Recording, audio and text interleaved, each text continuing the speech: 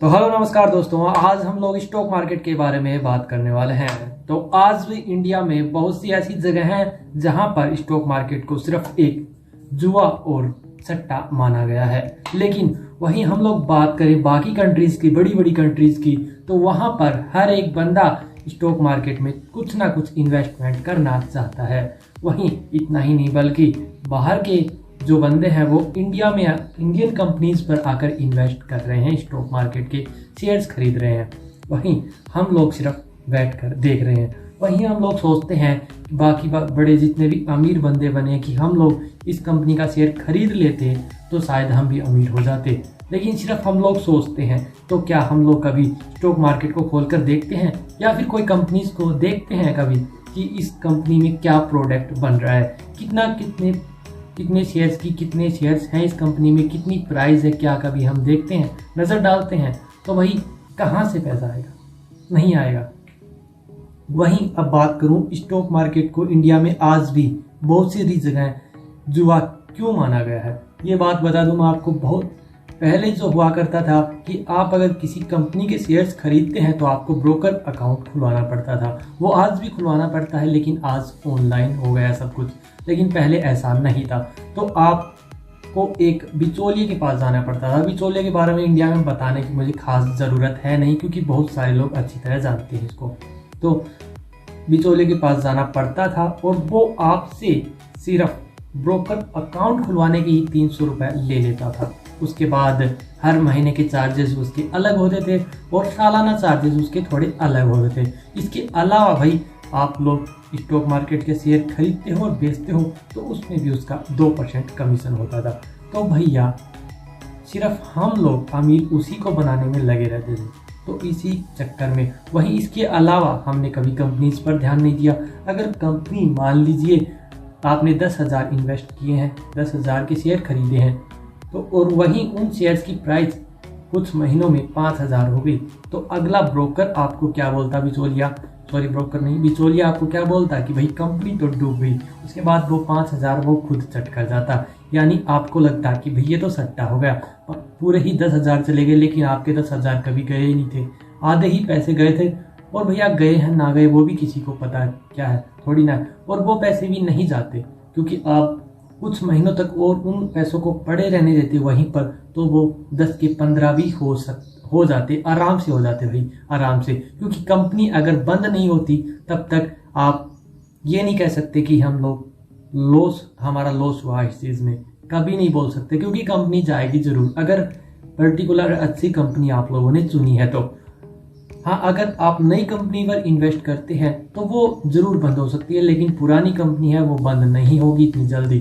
तो भैया पहले इसी चीज़ को लेकर और इसी बिचौलियों की वजह से स्टॉक मार्केट को इंडिया में सिर्फ एक सट्टे का दर्जा दे दिया गया, लेकिन ऐसा बिल्कुल नहीं है। जी हाँ, अब मैं आप लोगों से एक रिक्वेस्ट करूँगा। हालांकि आप लोग चाहें तो इन्वेस्ट कर सकते हैं, मैं कोई पर्टिकुलरली फोर्स आप लोगों को नहीं करूंगा, लेकिन मैं ये ज़रूर कहूँगा कि लॉकडाउन में घर बैठे रहते हो, फ़ोन चलाते रहते हो पूरे दिन, लेकिन थोड़ी सी नज़र आप लोग स्टॉक मार्केट पे डाल ही सकते हो। मेरे ख्याल से नॉलेज तो कम से कम अपना बढ़ा ही सकते हो। मैं ये नहीं कह रहा कि आप स्टॉक मार्केट को में पैसा लगाओ ही, लगाना है तो लगाओ वरना मत लगाओ, कोई दिक्कत नहीं है, लेकिन नॉलेज होना बहुत ज़रूरी है। आपको भी पता होना चाहिए भाई इंडिया में कितनी कंपनीज चल रही है, कुछ कंपनीज तो पता होनी चाहिए। हालांकि मैं ये नहीं कहता उनको आप रट के रखिए, कुछ कंपनीज है तो आपको पता होना चाहिए कि ये इस शेयर का इतना शेयर चल रहा है, इतना लगाना चाहिए। हाँ, अब बात कर लेता हूँ पीछे लॉकडाउन की बात करूँ मैं। 2020 में तीसरे या चौथे महीने में लॉकडाउन आया था, तीसरे महीने में आया था, लेकिन तीसरे और चौथे महीने में किसी भी कंपनी पर आपने इन्वेस्ट किया होता, जितना भी इन्वेस्ट किया होता उसका आपको डबल ट्रिपल 2 महीने में ही मिल जाता। यानी आपने अगर 10,000 में इन्वेस्ट किया होता कोई भी कंपनी पर, भाई कोई भी कंपनी पर, आपको 20, 25, 30, 40,000 रुपये तक मिल जाते सिर्फ 2 महीने में। इसके अलावा अब मैं बात करूं अब ऑक्सीजन, थोड़े दिनों पहले ऑक्सीजन की कमी आई थी। ऑक्सीजन में आप लोगों ने शेयर लिया होता तो वहाँ पर भी आपके पैसे सिर्फ 15 दिन में डबल हो जाते स्टॉक मार्केट में।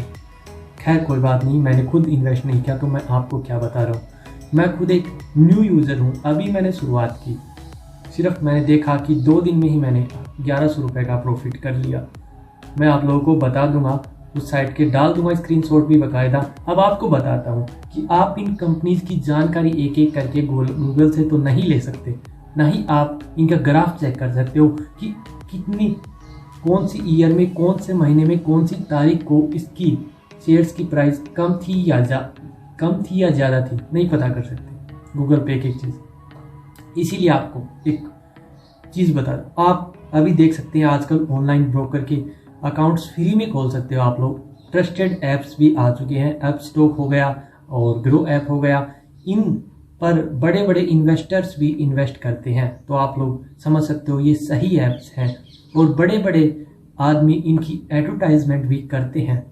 तो आप लोग, कोई पैसा आपका, चार्जेस आपका नहीं लग रहा है, कम से कम इन दोनों ऐप्स को डाउनलोड करके देख लो। मैंने दोनों ऐप्स डाउनलोड कर रखे हैं, मुझे जो इनमें से सही लगा, मैंने दोनों को यूज़ करता हूँ, हालांकि मैं अभी से यूज़ करने लगा हूँ, तो मुझे शायद अपस्टॉक कहीं ना कहीं अच्छा लगा।